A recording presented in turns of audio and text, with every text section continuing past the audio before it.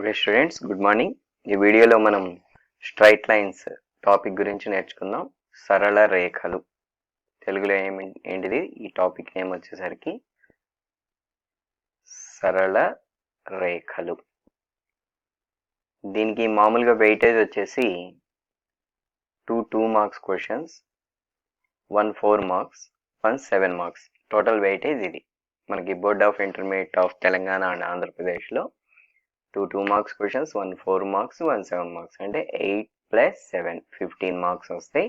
మరి కోవిడ్ సిచ్యువేషన్లో వెయిటేజ్ పెంచి ఉండొచ్చు దీనికి, అంటే మేబీ ఒక 4 మార్క్స్ ఇంకొక 7 మార్క్స్ ఎక్స్ట్రా రావచ్చు. సో ఇవి స్ట్రైట్ లైన్స్ అంటే. ఓకే, ఇంతకీ స్ట్రైట్ లైన్ అంటే ఏంటనేది చూద్దాం. స్ట్రైట్ లైన్స్ అంటే మనం చాలాసార్లు సరళ రేఖలు అంటే మనం చాలాసార్లు మనం ఫామ్ చేసి ఉంటాం. అవి ఎలా ఉన్నాయో కూడా మనకు ఐడియా ఉండి ఉంటుంది. అంటే సింపుల్గా చెప్పాలి అంటే తలంలో ఏవైనటువంటి 2 బిందువులు తీసుకోండి. ఈ 2 బిందువులను గనక మీరు కలిపినట్లయితే ఏర్పడేది ఏంటిది, మనకి ఒక రేఖాఖండం అనేది ఏర్పడుతుంది. ఆ రేఖాఖండం పేరు వచ్చేసరికి ఏబి అంటాం. ఓకేనా, రేఖాఖండం పేరేంటి, ఏబి అవుతుంది. దీన్ని ఈ ఏ అనే బిందువుని బి అనే బిందువుని ఈ రేఖాఖండానికి ఏమంటాం అంటే అంత్య బిందువులు అంటాం. ఈ అంత్య బిందువుల వద్ద మనం ఏం చేస్తామంటే వీటిని ఎక్స్టెండ్ చేస్తే, పొడిగించినట్లయితే, ఓకే, ఎంతవరకైతే మీరు పొడిగించగలుగుతారో అంతవరకు పొడిగించండి. అది ఎంత దూరం వెళ్తుందో అంత దూరం వరకు. ఓకే, అలా ఇరువైపులా మనం ఆ అంత్య బిందువులను గనక పొడిగించినట్లయితే ఓకే ఏర్పడే ఈ రేఖాఖండానికి ఎక్స్టెన్షన్ అన్నమాట అది. ఓకే, దీన్నే ఏమంటాం అంటే రేఖ అంటాం. ఈ రేఖ ఏర్పడడానికి మొదట మనం వాడినటువంటి బిందువులు ఏంటివి, ఏ అనే బిందువు, బి అనే బిందువు. కాబట్టి దీన్ని ఏబి రేఖ అంటాం. దీన్ని ఇలా సూచిస్తాం. ఓకే, దీని మీనింగ్ ఏంటిది, ఏబి రేఖ అంటాం. ఓకే, అంటే రేఖ ఏర్పడాలి అంటే 2 బిందువులను తీసుకొని ఆ 2 బిందువుల్ని కలుపుకుంటూ ఇరువైపులా మనం పొడిగించినట్లయితే ఏర్పడేటువంటి దాన్ని రేఖాఖండం అంటాం. అంటే రేఖ అంటాం. ఇంతకీ ఈ రేఖ మీద ఏంటంటే అనంత బిందువులు ఉంటాయి. ఓకే, రుజు మార్గంలో మనం అనంత బిందువుల్ని కలిపామన్నమాట. ఇవన్నీ పాయింట్సే. ఈ రేఖ మీద ఎన్నో బిందువులు ఉంటాయి, అనంతమైనటువంటి బిందువులు ఉంటాయి. ఓకే, కానీ రేఖ ఏర్పడాలంటే ఎన్ని బిందువులు అవసరం, మనకి 2 బిందువులు అవసరం అంతే. 2 బిందువుల కంటే ఇంకెక్కువ బిందువులు తీసుకున్నా తీసుకోకపోయినా పర్వాలేదు. మనం ఒక రేఖ ఏర్పడాలంటే 2 బిందువులు ఉంటే సరిపోతుంది. ఇది రేఖ. ఓకే, ఏబి రేఖ అంటే మీరు గనక ఇలా సూచించినట్లయితే యారో మార్క్ పెట్టి బోత్ సైడ్స్ యారో మార్క్స్ ఇస్తే దీన్ని ఏబి రేఖ అని మీనింగ్ అన్నమాట. అదే మీరు ఇలా రాస్తే ఏంటి అంటే దీన్ని ఏమంటాం అంటే ఏబి రేఖాఖండం అంటాం. రేఖాఖండం అంటే ఏ నుండి బి వరకు కలిపినటువంటిది మాత్రమే. అంటే ఇది అంటే రేఖాఖండం అనేది ఏమవుతుంది అంటే మనకి రేఖలో ఒక భాగం మాత్రమే రేఖాఖండం అంటే. ఓకే, అది అలానే మీరు ఏబి అని ఇలా రాస్తే ఇప్పటి వరకు మనం నేర్చుకున్నాం. ఏబి అంటే ఏంటి అంటే జస్ట్ ఇక్కడి నుంచి ఇంతవరకు ఎంత పొడవు ఉందో తెలియజేస్తుంది. దీన్నే మనం బాగా నేర్చుకున్నాం, ఏ కామా బి మధ్య దూరం అని చెప్పి మనం నేర్చుకున్నాం ఆల్రెడీ. ఓకే, సో ఈ మూడింటికి డిఫరెన్స్ చూడండి. ఇలా రాస్తే ఏబి రేఖ అని నియమం, ఇలా రాస్తే ఏబి రేఖాఖండం అని, ఇక్కడ ఏబి అని రాస్తే ఏబి మధ్య దూరం అని. ఓకే, అది గుర్తుపెట్టుకోవాలి. నెక్స్ట్ ఇప్పుడు రేఖలో రకాలు ఎన్ని ఉంటాయి అనేది చూద్దాం. ఇంతకీ ఇక్కడ రేఖలు వచ్చేసరికి మొత్తం 3 టైప్స్ ఉంటాయి అమ్మా. అందులో ఒకటి వచ్చేసరికి క్షితిజ రేఖ. ఏంటిది అది, క్షితిజ రేఖ. నెక్స్ట్ వచ్చేసరికి ఊర్ధ్వరేఖ.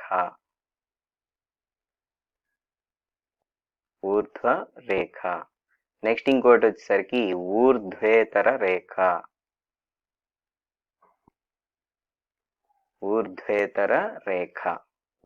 ఈ 3 రేఖలు ఉంటాయి. ఇంతకీ క్షితిజ రేఖ లేదంటే క్షితిజ సమాంతర రేఖ అంటాం దీన్ని. క్షితిజ సమాంతర రేఖ, దీన్నే మనం ఇంగ్లీష్లో ఏమంటాం అంటే హారిజెంటల్ లైన్ అంటాం. దీన్ని వచ్చేసరికి వర్టికల్ లైన్ అంటాం. దీన్ని వచ్చేసరికి నాన్ వర్టికల్ లైన్ అంటాం. ఓకే, ఇన్ని టైప్స్ ఉంటాయి అన్నమాట. Horizontal, vertical, non vertical line. అసలు ఫస్ట్ క్షితిజ రేఖ అంటే ఏంటో చూద్దాం మనం. క్షితిజ రేఖ అంటే ఏంటి అంటే, క్షితిజ సమాంతర రేఖ అంటే, క్షితిజం అంటే ఏంటంటే భూమి అన్నమాట. ఇప్పుడు మనం ఏదైనా భూమి మీద ఇలా నుంచుంటాం కదా, భూమి అనేది ఎలా ఉంటుందంటే, మనకి భూమి అనేది ఇలా ఉంటుంది. దీన్ని భూమిగా తీసుకోండి. మన మ్యాథమెటిక్స్ సిస్టంలో భూమి అనేది ఇలా తీసుకుంటాం. దీన్ని ఎర్త్ అంటాం. ఓకే, ఎర్త్కి సంబంధించిన రేఖ ఇది. దీనికి సమాంతరంగా ఉండేటువంటి రేఖలు దీన్ని ఏమంటాం, భూమి అంటే క్షితిజం అంటాం. ఓకే, దీనికి సమాంతరంగా మీరు ఎన్ని రేఖలు గీయగలుగుతారు? సమాంతరంగా అంటే ఏంటి? దీన్ని ఖండించకుండా మీరు ఎన్ని రేఖలైతే గీయగలుగుతారో ఆ రేఖలన్నిటినీ ఏమంటామంటే మనం క్షితిజ సమాంతర రేఖలు అంటాం. ఇలా ఇలా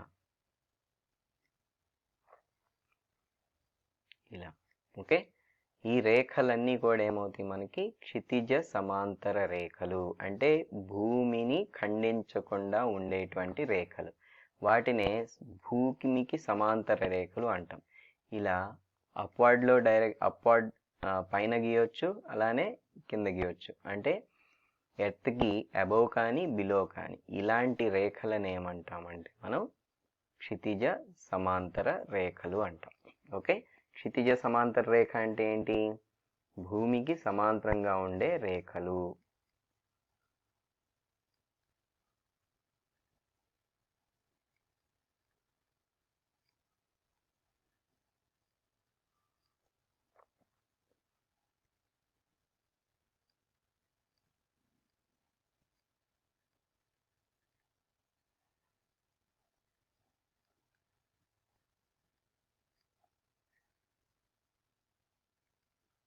ఓకే, ఇవి భూమికి సమాంతరంగా ఉండే రేఖల్ని క్షితిజ సమాంతర రేఖలు అంటాం. నెక్స్ట్ వచ్చేసరికి ఊర్ధ్వరేఖలు అంటే ఏంటో చూద్దాం. ఊర్ధ్వరేఖలు అంటే మీనింగ్ ఏంటి అంటే, ఊర్ధ్వరేఖలు అంటే భూమికి లంబంగా ఉండే రేఖలని ఊర్ధ్వరేఖలు అంటాం. ఓకే, సో వీటికి డయాగ్రామ్ ఎలా ఉంటుందంటే, భూమి ఒకటి తీసుకుంటున్నాం.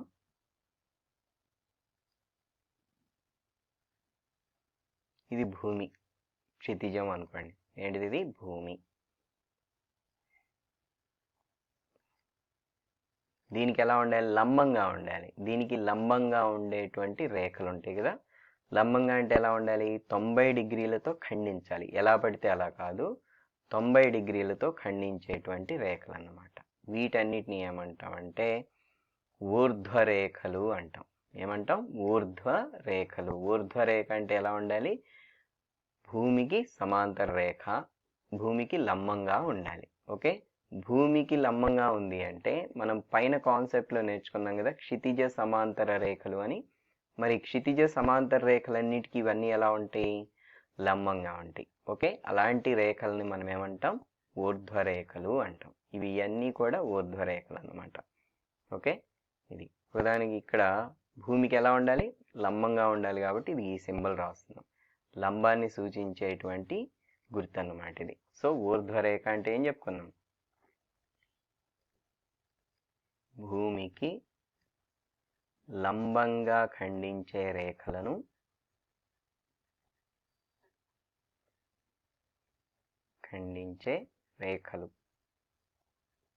రేఖలను ఊర్ధ్వరేఖలు అంటాం.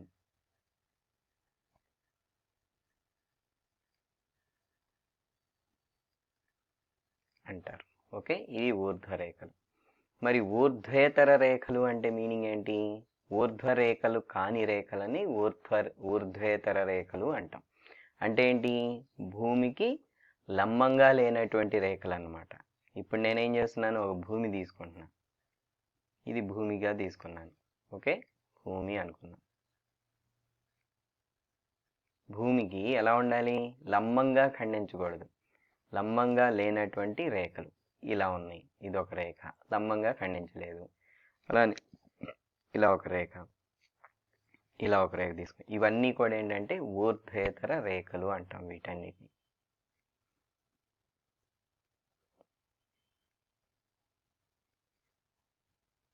ఓకే, ఊర్ధ్వేతర రేఖలు అంటే మీనింగ్ ఏంటి?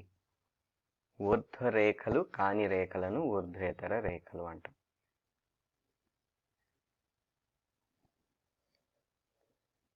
కానటువంటి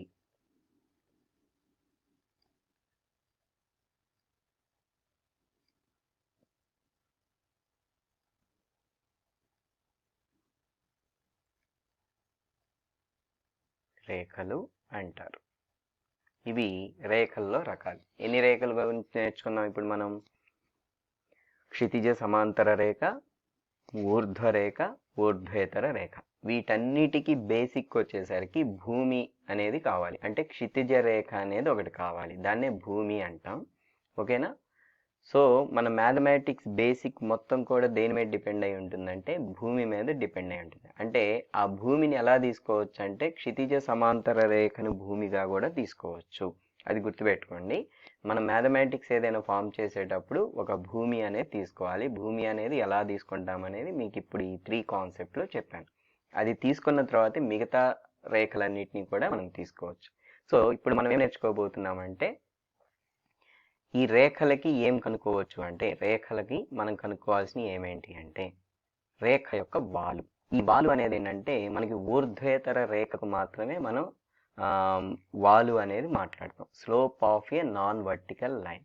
మరి వర్టికల్ లైన్కి స్లోప్ ఎందుకు మాట్లాడము అంటే అది తర్వాత నేర్చుకుందాం. ఎందుకంటే ఇప్పుడు మనం భూమి మీద ఏ వ్యక్తి అయినా సరే ఏదైనా సరే ఎలా నుంచుంటాం? 90 degrees తోటే నుంచుంటాం. ఇలా బెండ్ అయి నుంచోం, అలా క్రాస్ అయి నుంచోం. ఎగ్జాక్ట్గా స్ట్రైట్గా నుంచుంటాం అంటే ఎర్త్ మీద మనం 90 degreesతో నుంచుంటాం స్టాండర్డ్గా. సో అలా ఉంటే అది కరెక్ట్ పొజిషన్ అనమాట. అలా లేకుండా ఎలా ఉన్నా సరే దాన్ని ఏమంటామంటే మనం కరెక్ట్ పొజిషన్ కాదు అంటాం. అంటే ఒకవైపు వాలి ఉండొచ్చు అంటాం. ఓకే, దాన్నే ఒక రేఖ యొక్క వాలు అంటాం. ఒక రేఖకు వాలు ఉంది అంటే అది కరెక్ట్ పొజిషన్లో లేదు అని మీనింగ్. ఓకే, మరి అంటే ఇటువైపు వాలి ఉంది ఇటువైపు వాలి ఉంది అని అంటాం కదా, అది వాలు అన్నమాట. సో ఇప్పుడు మనం ఏం నేర్చుకోబోతున్నాం? ఊర్ధ్వేతర రేఖ యొక్క వాలు.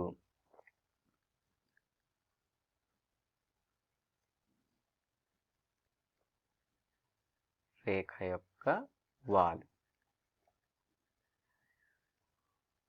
సో దీనికి అంటే slope of A non vertical line అంటాం.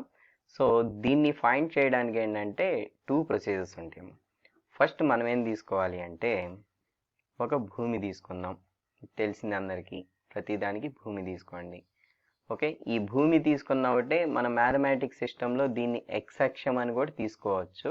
అది ఎక్సక్షం అయినా లేదు అంటే ఒక క్షితిజ సమాంతర రేఖ హారిజెంటల్ అయినా తీసుకోవచ్చు. జనరల్గా ఇందాకటి వరకు మనం దీన్ని ఏమంటున్నాం? భూమి అంటున్నా కదా. సో మీరు భూమి అనుకున్నా ఒకటే. ఒక ఊర్ధ్వేతర రేఖ తీసుకున్నాం. ఊర్ధ్వేతర రేఖ అంటే ఎలా ఉండాలి? మనకి ఈ భూమి రేఖకి లంబంగా ఉండకూడదు అన్నమాట. అంటే ఫర్ ఎగ్జాంపుల్ నేను ఇలా తీసుకున్నాను, ఇది ఒక ఊర్ధ్వేతర రేఖ.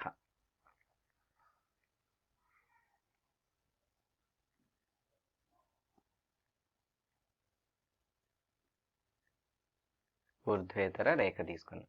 ఇప్పుడు మనకి ఏమైందంటే ఈ ఊర్ధ్వేతర రేఖ ఈ భూమి రేఖని ఖండించింది. ఖండించిన దగ్గర మనకి యాంటీ క్లాక్ వైజ్ డైరెక్షన్లో ఓకే ఈ రేఖకి ధనాత్మక దిశ నుండి, ధనాత్మక దిశ అంటే లెఫ్ట్ సైడ్, లెఫ్ట్ నుంచి రైట్కి వెళ్ళాలి, ఆ దిశ నుండి యాంటీ క్లాక్ వైజ్ డైరెక్షన్లో ఎంత కోణం అయితే చేస్తుందో ఆ కోణం కావాలి మనకి. ఓకే, అంటే ఏంటంటే ఒక ఊర్ధ్వేతర రేఖ క్షితిజ సమాంతర రేఖతో చేసేటువంటి కోణం తీటా కావాలి. ఆ తీటా కనుకున్నట్లయితే అప్పుడు రేఖ యొక్క వాలు ఫార్ములా ఏమవుతుందంటే వాలుని ఎంతో సూచిస్తాం. ఆ రేఖ యొక్క వాలు వచ్చేసరికి ఈ కోణానికి, ఇక్కడ ఉన్నటువంటి కోణానికి టాంజెంట్ యాంగిల్ కనుక మనం రాస్తే టాన్ తీటా, దీన్ని ఏమంటాం అంటే రేఖ యొక్క వాలు అంటాం. ఓకే, ఊర్ధ్వేతర రేఖ యొక్క వాలు అంటే మీనింగ్ ఏంటి? ఒక ఊర్ధ్వేతర రేఖ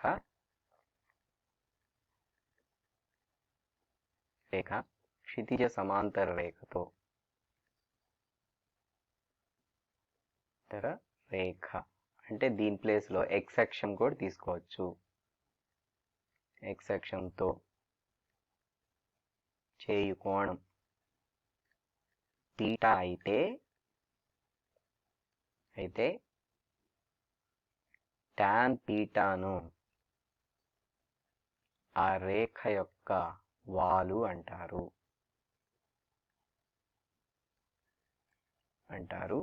దీనిని ఎంతో సూచిస్తాం.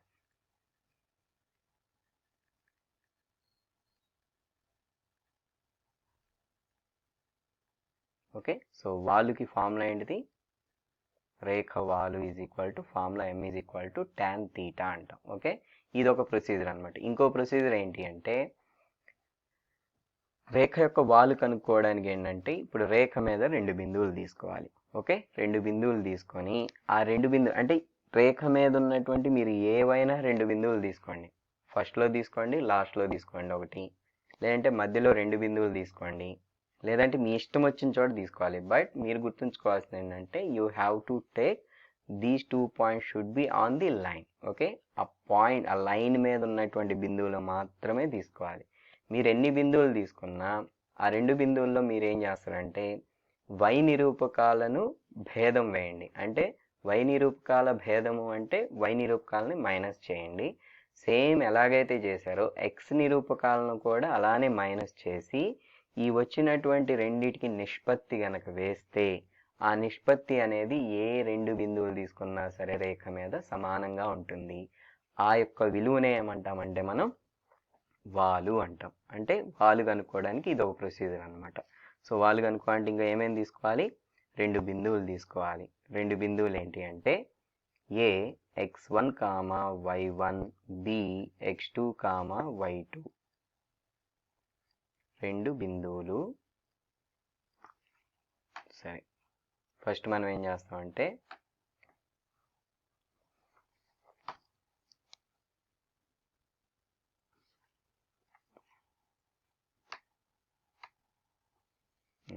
మనం తీసుకోవాల్సింది ఏంటంటే ఫస్ట్ డెఫినేషన్ రాద్దాం.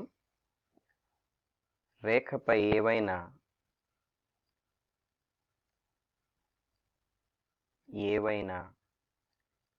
2 బిందువుల వై నిరూపకాలకు మరియు వై నిరూపకాల భేదమునకు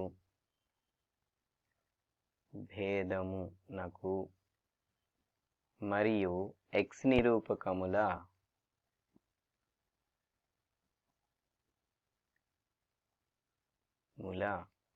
భేదమునకు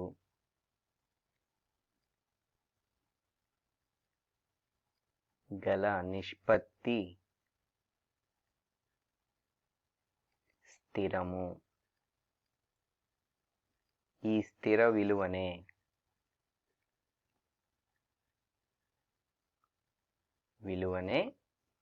ఆ రేఖ యొక్క వాలు అంటారు.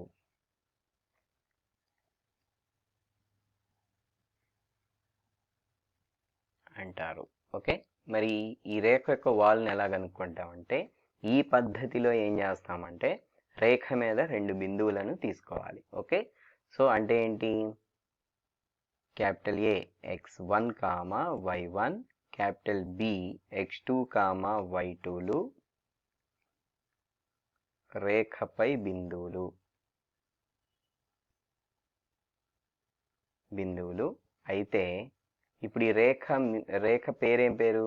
ఏబి రేఖ అంటాం. అయితే ఏబి రేఖ యొక్క వాలు ఇలా రాసామంటేనే మీనింగ్ ఏబి రేఖ అని. ఓకే, రేఖ యొక్క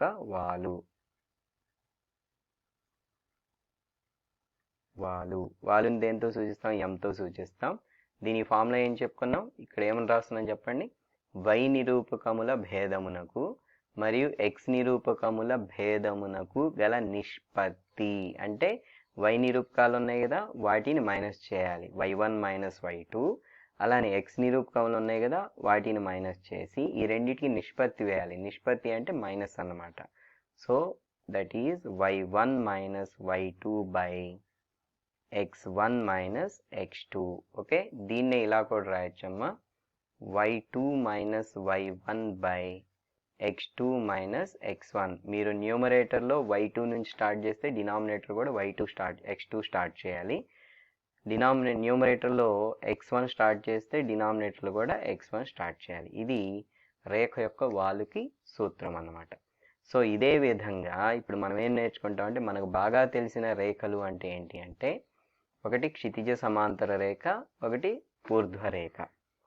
ఓకే, సో క్షితిజ సమాంతర రేఖ అంటే ఏంటి, దాన్నే క్షితిజ సమాంతర రేఖ అంటే భూమికి సమాంతరంగా ఉండే రేఖలు అనమాట. ఇప్పుడు ఫర్ ఎగ్జాంపుల్ దానికి వాలు కనుక్కోవడానికి ఏంటంటే ఇప్పుడు మనం ఏం తీసుకుంటున్నాం, ఫస్ట్ క్షితిజ రేఖ ఒకటి తీసుకున్నాం, అంటే ఎక్స్ అక్షం తీసుకోండి ఏదైనా తీసుకోండి. ఇప్పుడు మనం కనుక్కోవాల్సింది ఏంటిది, క్షితిజ సమాంతర రేఖ ఒకటి తీసుకొని దాని యొక్క వాలు కనుక్కోవాలి. మొదటి పద్ధతిలో ఏం చేస్తామంటే క్షితిజ సమాంతర రేఖ అనేది ఒకటి తీసుకున్నా, నేను ఇలా ఒకటి తీసుకున్నా, ఇది క్షితిజ సమాంతర రేఖ తీసుకున్నాను. ఇప్పుడు మొదటి పద్ధతిలో మనం దీని వాలు కనుక్కోవాలంటే ఇదేం చేయాలి, ఎక్స్ అక్షంతో కోణం చేయాలి. బట్ కోణం చేయాలి అంటే ఈ రెండు ఖండించుకోవాలి కదా, ఇక్కడ ఖండించుకోలేవు. ఇవి ఖండించుకోలేనటువంటి రేఖల మధ్య కోణం ఎంత, తీటా. సో కాబట్టి ఏంటిదంటే ఇక్కడ ఇది క్షితిజ సమాంతర రేఖ,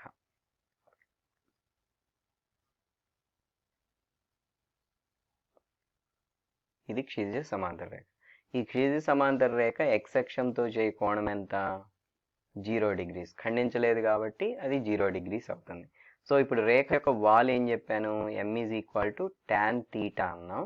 తీటా వాల్యూ వచ్చేసరికి మనకి 0 కాబట్టి tan 0 0 అవుతుంది. అంటే క్షితిజ సమాంతర రేఖకు వాలు ఎంత అవుతుంది, 0 అవుతుంది.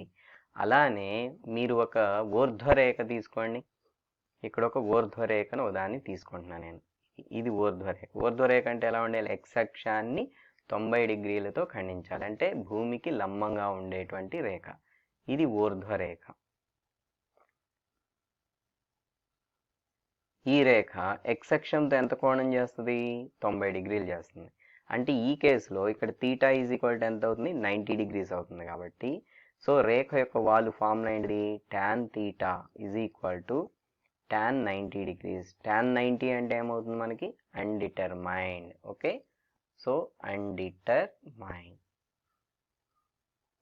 ఓకే, ఇదన్నమాట ఫార్ములా. అంటే మనకేంటంటే ఇది ఈ వాల్ ఇదేంటి అంటే ఇప్పుడు మనం చేసింది క్షితిజ సమాంతర రేఖ వాలు, క్షితిజ సమాంతర రేఖ గురించి ఇవి నేర్చుకున్నాం. ఇక్కడ వచ్చేసరికి ఊర్ధ్వరేఖ రేఖ గురించి నేర్చుకుంటే మనకి క్షితిజ సమాంతర రేఖ యొక్క వాలు వచ్చేసరికి 0 అయింది. అలానే లంబరేఖ అంటే ఊర్ధ్వరేఖకి వాలు వచ్చేసరికి ఇన్ఫైనైట్ అయింది. ఇన్ఫైనైట్ అంటే అన్డిటర్మైన్డ్ అనమాట ఇక్కడ మనం నేర్చుకోవాల్సింది. ఓకే, ఇవి నేర్చుకోవాలి. సో ఇప్పుడు మీరు నోట్స్ పాయింట్లో మీరు రాసుకోవాల్సింది ఏంటి అంటే, నోట్ పాయింట్ వచ్చేసరికి వాలు కనుక్కోవాలంటే అది ఊర్ధ్వేతర రేఖ అయి ఉండాలి. ఊర్ధ్వేతర రేఖకు మాత్రమే మనం సూత్రం ద్వారా వాలు కనుక్కుంటాం. సో వాలు కనుక్కోవడానికి రెండు ఫార్ములాస్ ఉన్నాయి. అది ఒకటి m is equal to tan theta, another one is y1 minus y2 by x1 minus x2 అనేటువంటి ఫార్ములా. మొదటి ఫార్ములా దేనికి యూజ్ చేస్తామంటే ఒక రేఖ ఎక్స్ అక్షంతో చేయి కోణము అని ఇస్తే, లేదు అంటే ఒక రేఖ సమాంతర క్షితిజ సమాంతర రేఖతో చేయి కోణము అనేది ఇస్తే అప్పుడు ఆ కోణం ఇచ్చినప్పుడు సూత్రం ఏంటి అంటే m is equal to tan theta అనేది వాడతాం. అది మొదటి పద్ధతిలో. రెండవ పద్ధతిలో ఏం చేస్తామంటే రెండు రేఖలు ఇస్తాడు, రెండు బిందువులు ఇస్తాడు, రేఖ మీద రెండు బిందువులు ఇవ్వాలి. రేఖ మీద రెండు బిందువులు ఇచ్చినప్పుడు వాలు కనుక్కోవడానికి ఫార్ములా ఏంటి అంటే m is equal to y1 minus y2 by x1 minus x2 అనేటువంటి ఫార్ములా.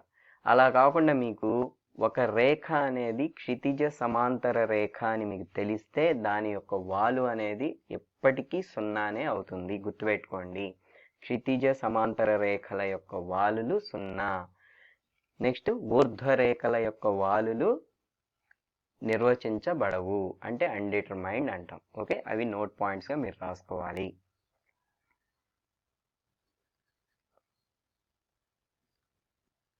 క్షితిజ సమాంతర రేఖ యొక్క వాలు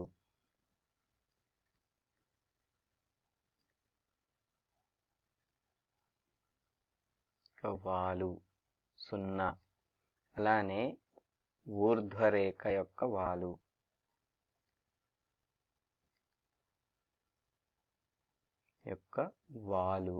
నిర్వచింపబడదు. నిర్వచింపబడదు. నిర్వచింపబడదు అంటే దాన్ని బ్రాకెట్లో ఇలా రాస్తాం, నిర్వచింపబడదు అని మ్యాథమెటిక్స్లో ఇలా రాస్తాం. మోడల్లో మనం కొన్ని ప్రాబ్లమ్స్ నేర్చుకుందాం. Okay, the first problem. ఈ ప్రాబ్లం ఒకసారి చూడండి. ఫస్ట్ ప్రాబ్లం రీడ్ చేద్దాం మనం. సో 8,1 -1,7 బిందువులను కలుపు రేఖ యొక్క వాలు కనుక్కోండి అన్నాడు. అంటే ప్రాబ్లంలో ఏమి ఇచ్చాడు, ఏం కనుక్కోమన్నాడు అనేది చూద్దాం. ప్రాబ్లంలో మీకు ఏం కనబడుతుంది? ఇక్కడ ప్రాబ్లంలో వచ్చేసరికి 2 బిందువులు కనబడుతున్నాయి. ఆ 2 బిందువులకి నేమ్స్ ఇద్దాం. సో దత్త బిందువులు ఒకటి ఏ అనుకుంటున్నా, దాని 8,1. నెక్స్ట్ బి వచ్చేసరికి -1,7 అనుకోను. ఓకే, ఇప్పుడు మనల్ని ఏం కనుక్కోమంటున్నాడు? ఈ బిందువులను కలిపితే ఒక రేఖ ఉంటుందంట. అంటే ఏ అనే బిందువుని బి అనే బిందువుని కలిపితే ఏర్పడే రేఖ ఏంటిది? ఏబి రేఖ. దానికి ఏం కనుక్కోమన్నాడు? యొక్క వాలును కనుక్కోమన్నాడు. అంటే ఇప్పుడు మనం కనుక్కోవాల్సింది ఏబి రేఖ యొక్క వాలు కనుక్కోవాలి. దేర్ఫోర్ ఏబి రేఖ యొక్క వాలు, అలా పైన అలా యారో మార్క్స్ పెట్టామంటే రేఖ అని రాసినట్లే. యొక్క వాలుని దేంతో సూచిస్తాం? ఎంతో సూచిస్తాం. ప్రాబ్లంలో మనకి ఏం కనబడుతున్నాయి? 2 బిందువులు కనబడుతున్నాయి. 2 బిందువులు ఇచ్చినప్పుడు ఫార్ములా ఏం చెప్పాను? y1 - y2 x1 - x2. ఈ ఫార్ములా యూజ్ చేయాలి. ఫార్ములా రాసిన తర్వాత ఎలా యూజ్ చేయాలి? డైరెక్ట్గా దీనికి మనకి ఇచ్చినటువంటి 2 బిందువుల్లో ఒకదాన్ని x1 y1 అనుకోండి, ఇంకో దాన్ని x2 y2 అనుకొని ఇప్పుడు ఈ ఫార్ములాలో సబ్స్టిట్యూట్ చేసిన ఒకటే. లేదు అంటే డైరెక్ట్గా y నిరూపకాలు ఉన్నాయి కదా, ఈ 2 నిరూపకాలకు భేదం వేయండి. ఈ రెండింటిని మైనస్ చేయండి డైరెక్ట్గా. 1 - 7 అని, ఆ తర్వాత మళ్ళీ 8 -1 అని చెప్పి రాసిన ఒకటే. అది మీ ఇష్టం అన్నమాట. ఒక నేమ్స్ ఇచ్చేసి ఒకదాన్ని x1 y1 ఒకదాన్ని x2 y2 అనుకున్న ఒకటే. లేదు అంటే ఇలా y నిరూపకాల మధ్య భేదం 1 - 7 x నిరూపకాల మధ్య భేదం 8 -1 ఇది. ఓకే, 1 - 7 8 + 1 అవుతుంది. సో 1 - 7 అంటే -6, 8 + 1 అంటే 9. ఇక్కడ క్యాన్సిలేషన్స్ ఉంటే క్యాన్సిలేషన్స్ చేయండి. సో 3 2s are, ఇక్కడ 3 2s are 3 3s are. So final answer ఏమైంది ఇప్పుడు మనకి? -2/3. ఇది రేఖ యొక్క వాలు. ఓకేనా? ఈ ప్రాబ్లం కూడా చూద్దాం ఒకసారి. రీడ్ చేయండి ఈ ప్రాబ్లం ఒకసారి. -p, q, q, -p బిందువులను కలుపు రేఖ యొక్క వాలు కనుక్కోండి అన్నాడు. అంటే ఈ ప్రాబ్లంలో ఏం కనపడుతున్నాయి మనకి అవి చూద్దాం. మీరు ఏం చూస్తున్నారు? ప్రాబ్లంలో 2 బిందువులు ఉన్నాయి కాబట్టి ఫస్ట్ మనకి దత్త బిందువులు, వాటికి పేర్లు పెడదాం. బిందువులు క్యాపిటల్ ఏ -p, q. నెక్స్ట్ పాయింట్ని క్యాపిటల్ బి అనుకొని q, -p అనుకున్నాము. ఏం కనుక్కోవాలి ఇంతకీ?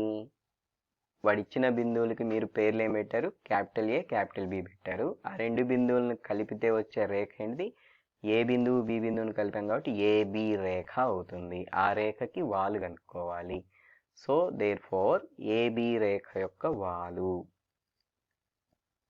ఏబి రేఖ అంటే ఇలా రాయొచ్చు, డైరెక్ట్గా యొక్క వాలు అని రాయండి మీరు. ఇంకా సో దాన్ని దేంతో సూచిస్తాం? ఎంతో సూచిస్తాం. ఫార్ములా ఏంటిది?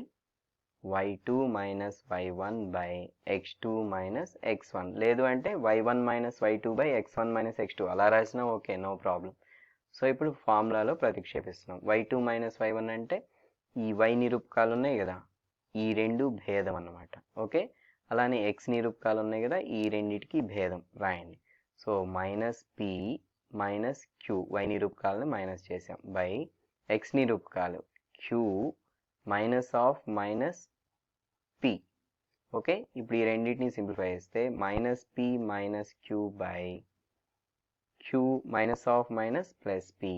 నేను న్యూమరేటర్లో మైనస్ కామన్ తీసుకున్నా, p + q అవుతుంది. డినామినేటర్లో ఏముంది? q + p కదా ఉంది. That will also written as p + q. ఇలా కూడా రాయొచ్చు కదా. సో మీరు న్యూమరేటర్లో డినామినేటర్లో కనుక మీరు ఒకసారి అబ్జర్వ్ చేస్తే 2 సేమ్ ఉన్నాయి, కాకపోతే పైన మైనస్ ఉంటే కింద ప్లస్ ఉంది. ఇది 1 p + q once, p + q once అవుతుంది. సో ఫైనల్గా ఏం మిగిలింది? -1/2 -1. డినామినేటర్లో మనకి 1 ఉన్నా లేకున్నా అలా వదిలేయచ్చు. సో -1 అవుతుంది. Therefore slope m is equal to -1. ఓకేనా? సో ఈ ప్రాబ్లమ్స్ అర్థమైనాయి అనుకుంటున్నా. నేను ఈ మెథడ్లో కొన్ని ప్రాబ్లమ్స్ హోంవర్క్ ఇస్తాను, అవి ట్రై చేసుకోండి. ఓకేనా? Thank you. ఈ రెండు ప్రాబ్లమ్స్ హోంవర్క్ చేసుకోండి. ఓకేనా? Thank you.